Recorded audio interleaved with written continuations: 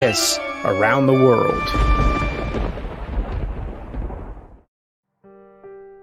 Today's pick comes from Argentina, and it's a scary one, and I mean that for real. It's called Terrified for a reason. If you have Shudder, that's where this gem will be. It takes a very simple premise and follows familiar tropes, just like in The Exorcist, for example. There's always an elderly expert of some kind who's the most knowledgeable in the paranormal, who usually gives the exposition dumps or gives speculations of what's happening. They are the ones who are best skilled to deal with the situation, but here, there's no relief and everybody just seems fucked.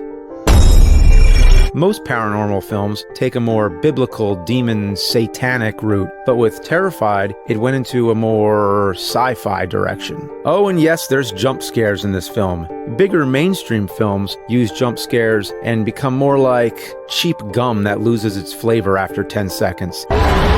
But in Terrified, every jump scare lingers, and before you can recover from it, another one even scarier happens. But hey, let's not show them all because we don't want to spoil this. Well, maybe just one. A few things I enjoyed was the pace and the jumping around from different characters' perspectives and timelines. We start off with a married couple, and the wife is killed by some unseen force, just slammed back and forth against the bathroom walls. Jeez. And then the neighbor is being terrorized nightly by some weird humanoid demon living under his bed. The part that really unsettled me was when a young boy was hit and killed by a bus. Already that's traumatizing as it is, but the scary part is later, after he's been buried, a trail of muddy footprints show up leading into the house, and then there's the boy's corpse sitting at the table. What makes this so unnerving to me is that he just sits there and doesn't move. If the boy had walked in like a zombie, it wouldn't be as scary because we've already seen it a million times. But to just have him sit there motionless was a very original and frightening choice. The sound design is blood-curdling with low rumbles and steady drones. It preys on your nerves. Sound is essential to horror, probably even more than the visuals when it comes to mood and pulling you to the edge of your seat. This film masters that. The best part is there's no denial holding up the storytelling. There's no husband telling the wife to calm down. That's why God made fathers, babe.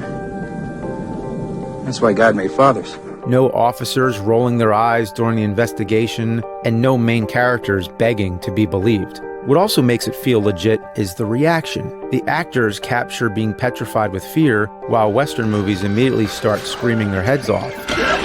It makes you think about the last time you were scared in real life. It's the little scary things in the movie that make it so uncomfortable, and you know you shouldn't look under the bed. You know you should run out screaming from the house. Yes, you've heard footsteps and voices, so being the viewer, it just makes you feel so burdened with the knowledge that shit's about to get fucked up. This is also a movie filled with many details that you might miss the first time watching. Some complaints I've seen was that there's no resolution, that it left you with more questions than answers. My personal opinion is that by not having closure and being left with this sense of dread was a very wise choice. By the end of this movie, you'll question every creak you hear. You might push a big laundry basket in front of your closet and turn on your lights and watch a few funny fail videos on YouTube for an hour before going to bed. So if you want to get scared, check it out.